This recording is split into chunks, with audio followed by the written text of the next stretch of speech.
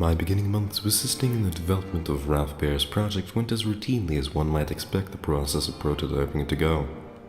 Days of brainstorming, improving upon previous concepts, and conjecturing ways of applying said concepts practically. The first implementations for the interactive games on a television set were relatively simple. Games such as Bucket Filling, Chase, and Fireman, to name a few, were able to be successfully adapted into our early models for the device, with the hardware available to us at the time. After a few more outstanding demo performances to a few higher-ups in 1967, including to our president, Royden Sanders himself, and the addition of great minds such as the prolific engineer Bob Sullivan to the project, stakes began to raise higher than ever to create a commercial and profitable system from this effort. Herein is the onset of a crucial complication in development. Baer wanted the final product to be functional, innovative, and altogether cheap to purchase for the consumer. The feat of achieving the latter was no small task indeed, even with the various connections I had to material suppliers at my disposal. Regardless, we persevered. The unit was made more compact to reduce the amount of materials required to build the shell for circuitry. The designs of the circuits as well were streamlined, with a few of the color circuits even being removed to further reduce cost. Even with a whole quantity of cuts and improvements to the video game prototype, it was clear that the price could not be reduced further without a serious decrease in quality, to the point of making the product undesirable to consumers. Or could it?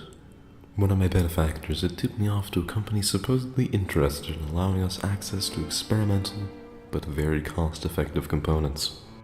As a bit of a skeptic, my first instinct was to immediately question the proposition with an air of caution. Understandably so, however. There was much riding on the completion of this project, and even though I was not at the forefront, my name and reputation would still be tied to its failure. Not only that, but a concept as unique as this may be lost for several more years without seeing the light of day again, if all were to collapse. I was internally conflicted, but I decided that desperate times indeed would call for desperate measures. With the engineer Bob Sullivan in tow, I decided to pursue this new lead to access their products and their intentions.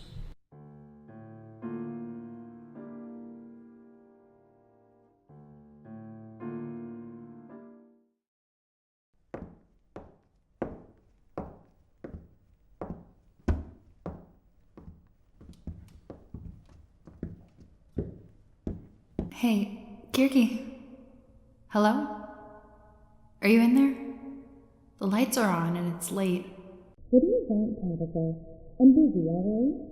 I feel in bed soon enough. You don't need to check up on me all the time.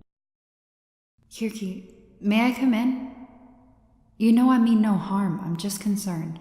Whatever. Come in. Thank you, I appreciate it. I won't be in here long, What are you reading? Nothing. Don't worry about it. Look, I've already done my exercises for the day. The professor says my eye still needs quite a bit more work before it'll open. Don't worry about that. We'll all come unto our own. Yeah, come unto our own in time, right? I've heard this 1,000 times. Doesn't change the fact that I've been stagnant for months. I knew this was a bad idea. Just leave. I just need to be alone. I understand, Kirky. Just come to the meeting tomorrow at 10 a.m., okay? You've missed the last two and have covered for you, but they might not look the other way if you miss a third. Yeah, whatever. I'll try to make it, but don't wait up. Good night, Kirky. And remember, we all miss him. Every one of us was hurt by his passing, but dwelling in the past will do nothing but keep those wounds open. Just get out!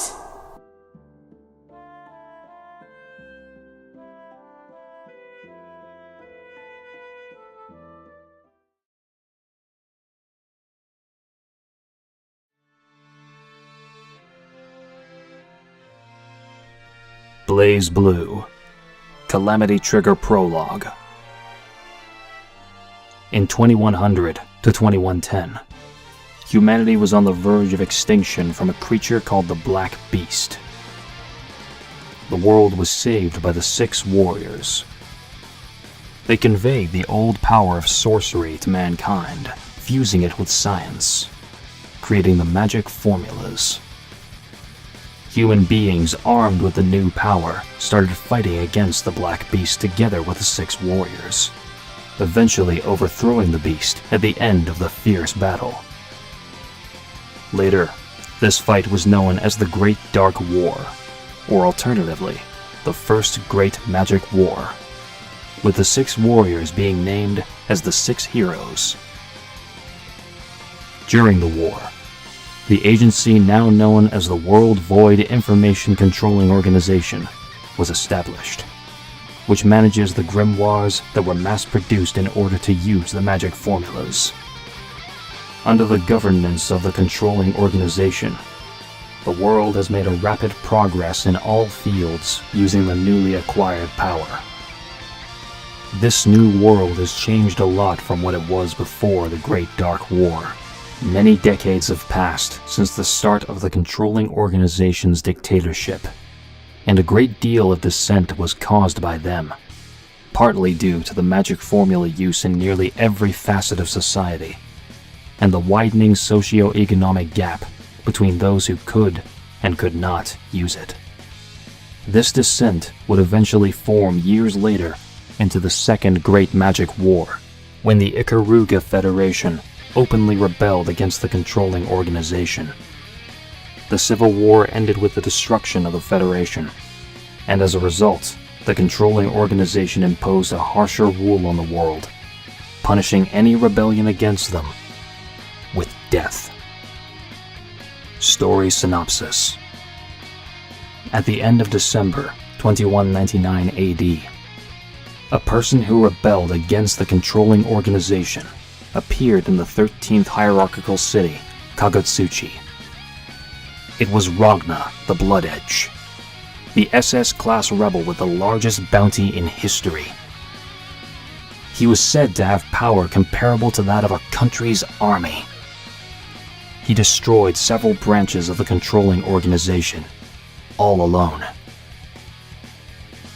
Aiming for the large prize for capturing the rebel, dead or alive, and getting the unspecified power possessed by him, various vigilantes gathered in Kagutsuchi. However, Ragna's real task was to destroy kilns in every hierarchical city, which exist deep underground of the controlling organization branches, and to prevent smelting of an artificial human, New 13.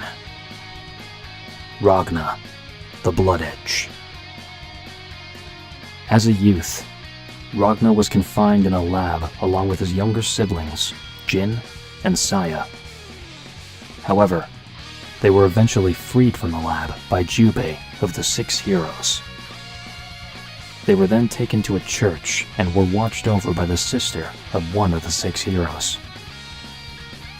At some point, Saya became very ill, and Ragna decided to look after her, and in turn spending less time with his brother. Jin eventually grew jealous of Saya for being able to spend a lot of time with Ragna, and he began to hate her. Soon after Saya became sick, the church was burned down by Jin and Yuki Terumi, who also cut off Ragna's right arm and kidnapped Saya before leaving him for dead. At some point, Ragna was bitten by a vampire to save his life. He was later found by Jubei, the beastman who left him at the church, where he proceeded to train Ragna on how to control the power of his newly acquired blue grimoire, which replaced his lost arm, and repeatedly stated that although the item was a part of him now, the power was not his to command yet. For the next few years, Jubei trained Ragna to control the power of the blue, being periodically watched by Rachel, who requested Jubei to take care of him. During the time, he met Tokaka as a child.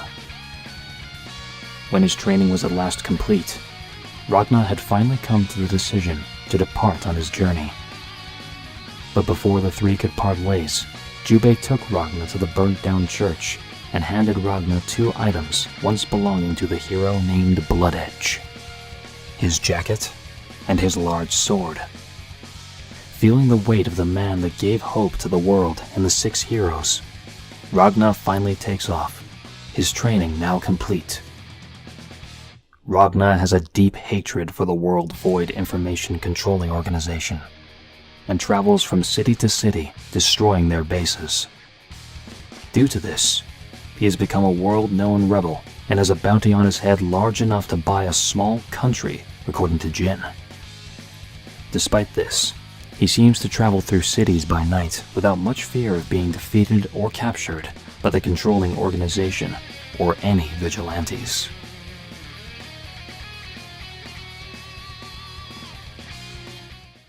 You focus on the wrong shit. Why these niggas talk shit? I pull out my car, then I pull up to the stars. Bitch, she wanna go far shit. I be on my Mars shit.